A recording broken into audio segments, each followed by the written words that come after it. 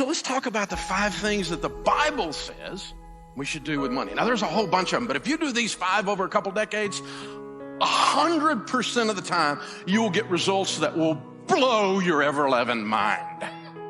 100% of the time. Because let me just tell you, if you plant corn, don't be shocked if corn grows. As ye sow, so shall you reap. If you plant nothing and wait on the government, don't be surprised if you have mud. This is how it works. You are in charge of planting, and this is how we do it. The first thing is you get on a written plan. We call it a budget in the financial world. Don't build a tower without first counting the cost, lest you get halfway up and you're unable to finish, and all who see you begin to mock you and say, this man began to build and was unable to finish. Don't build a tower without first counting the cost. My friend Zig Ziglar used to say, if you aim at nothing, you will hit it every time. My friend John Maxwell says, a budget is people telling their money what to do instead of wondering where it went. Winning is an intentional act. When the Super Bowl is over and the little reporter runs over and says, how did you win? The guy never goes, I don't know. I just got off the bus and this thing happened. Getting to the Super Bowl is an intentional act over decades of developing your skill. No one accidentally grows a bumper crop unless it's weeds. No one. So plant something, control the process, control the controllables, write it down. This is my plan. I'm going to take care of my own household first, and we're going to live this plan out, and we're going to do this thing. It changes everything. The second thing is you need to get out of debt. Now, we knew Dave Ramsey was going to say this. That's a fairly predictable thing coming out of my mouth. But here's the deal. The borrower really is slave to the lender. The rich rules over the poor, and the borrower is slave to the lender. I've experienced that. I lost everything because I let other people have control over my life. You know what that's called? A master. Well, Dave, I don't know if I agree with all your theories about debt. It's America. You have the right to be wrong. My old pastor used to say, a man with an experience is not at the mercy of a man with an opinion. I've led more people out of debt and into wealth than anybody breathing on the planet today. And I'm not bragging. I just showed them how to do it. And so we're going to get out of debt because it's no fun trying to be married like this, right? This is crazy, you guys. We're walking through our lives where all the money comes in, all the money goes out, and only the names are changed to protect the innocent. We make tons of money and we have none, and we can't figure out why. I know why. You gave it all to a financial system that's designed to take it from you. You surrendered it. And we've got to stop. So I quit borrowing money. Period. For anything, for any reason. And this weird thing happened when I didn't have any payments and I made an income. I had money. It was so strange. And then when I got money and I bought an asset that created income that I paid cash for, I got to keep all that. There was no payment. Except for what the government takes, but I mean, there was no payment. It was an amazing experience. And the first few years were tough because, there's stuff I wanted to do and I didn't have the money. And I had to learn this magic ancient word called no. Most people don't know this word. You press your tongue towards the roof of your mouth, you release air. No. It's tough. So, what I did was we got the scissors out and we said, no more. I'm not going to play you guys' game anymore. You don't have any credit cards? No, not for 38 years. Well, 30 years. That's when I went bankrupt. They wouldn't give me one at first. And then later after they would give me, I didn't want it because I had learned this stuff from the Bible. And this is my wallet. Green president's faces, 4 pieces of plastic, my debit card on my business, my debit card for my home, my driver's license, and my handgun carry permit. I had a guy call me on the radio and he's like, you're going to kill me. My truck payment. I said, how much is your truck payment? $763. You have a $700 truck payment? Yeah. I said, how much is your house payment? I live in a double wide, $550. I said, dude, if your truck payment is bigger than your house payment, you might be a redneck. The borrower is slave to the lender. You got to sell that truck, dude. It owns you. You don't own it. It sounded good at the time. And you and I both know the reason you called me is you just wanted somebody else to say it out loud with you, who's also done stupid, because I know what stupid looks like. Son, that's stupid. That truck's got to go. You're saying I got to sell my truck? I said, what'd you just say? Of course I said you sell your truck. Thing owns you, man. This is crazy. Get you a truck that you can own instead of it owns you. This is just crazy. The third one surprises people, and that's foster high-quality relationships. The Bible says, be not deceived. Evil company corrupts good habits. Did you know you become who you hang around with?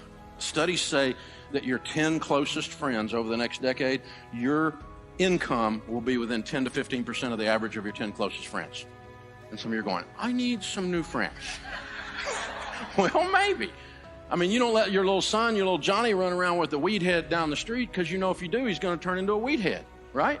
He comes home talking language we don't talk in our house. You go, where'd you pick that up? Because you didn't pick it up in here. You become who you hang around with. Be not deceived. Evil company corrupts good habits. So hang out with generous people, and you will be generous people. Hang out with people who treat their wives with respect, men, and you will find men who treat their wives with respect, and you'll start treating yours that way. It's an amazing thing that happens. It's a weird thing that happens. So choose carefully. Now, I'm not talking about being nice to someone or snubbing other people. I'm nice to anybody. I love people. I love people that are wrong even. I love people, okay? But I'm talking about my crew, the men in my life that shape my language, the men in my life that impact my spiritual walk, my generosity, my thinking in business, and my acumen. Who are the men in my life that are doing that? Ladies, the same thing for you. You're going to become who you hang around with. The next one is save and invest. See, if you don't have any payments and you got a plan, the first thing you're going to want to do is save and invest. Because in the house of the wise are stores of choice food and oil. And the rest of that proverb says, and a foolish man devours all he has. If you spend everything you make, biblically speaking, you're a fool. But I have been a fool. Big red arrow. Fool, fool, fool. I know what being a fool feels like. It feels like being broke. Because I spent everything I made. Because I've always been able to make money. I just wasn't able to keep it. I always thought I could out-earn my stupidity. And I tried it for a long time. It doesn't work. Save and invest. You're saving for an emergency fund first. Save 3 to 6 months to get ready for maybe something like a rainy day. Right? Man. I mean, what if you had no payments and a big $20,000 emergency fund in 2020 happened? Or what if you had $20,000 in payments and no money for emergencies in 2020 happened? Do you have two different results? The answer is yes. In the house of the wise are stores of choice food and oil. And then that leads you to the position to be incredibly, outrageously generous. It's hard to be generous when you're broke. You can be generous and smile and open the door for somebody. But I'm talking about writing a check to feed hungry babies. I'm talking about buying a single mom a car. I'm talking about you can reach over and pay somebody who's struggling's light bill through the end of the year. I'm talking about outrageous, even sometimes spontaneous generosity. And you can do that if you're not broke. And if you've got your stuff taken care of at home. If my light bill is paid, I can help somebody. If I'm still fretting over here, I don't even see them. So I want you to try this next time there's a holiday, maybe Easter or Thanksgiving or something like that, and you're driving to grandma's house with the kids. Now, you're going to go have a big feast that day, but on the way, I want you to do something crazy. I want you to stop at the Waffle House. Leave the kids in the car, the motor running. Pull up in front of the window so you can see inside, and the people in your car can see inside. I want you to go inside by yourself. Leave them out there. They'll be running their mouth anyway. Kids, put the screens down. Watch this. Go in there, have a cup of coffee at the counter. She'll come to the counter. She'll pour your coffee. This is Thanksgiving morning. You know, he's working on Thanksgiving morning at Waffle House. Pay for your coffee, and I want you to take 3 or 4 of these Uncle Benjamin Franklin pictures, $100 bills, and I want you to slide them on the cup and slip out. Go out in the car, tell the kids, hey, watch God work. Watch what God does when he shows off. She'll come over, she'll pick that stuff up, and she'll look at it. She wonders if it's a trick, because in her life, it's been so long since anything good has happened to her. And then when she realizes it's real, and 100% of the time after she does this, she goes, thank you. And then she looks one more time, and she realizes no one's looking, and she has no idea there's a family with a 6-year-old sitting in a van watching her inside, whose dad or mom just pulled this idea off. And the 6-year-old's life is being permanently changed while he watches this. Then she goes into and does a Snoopy dance, because that's the whole difference in her month.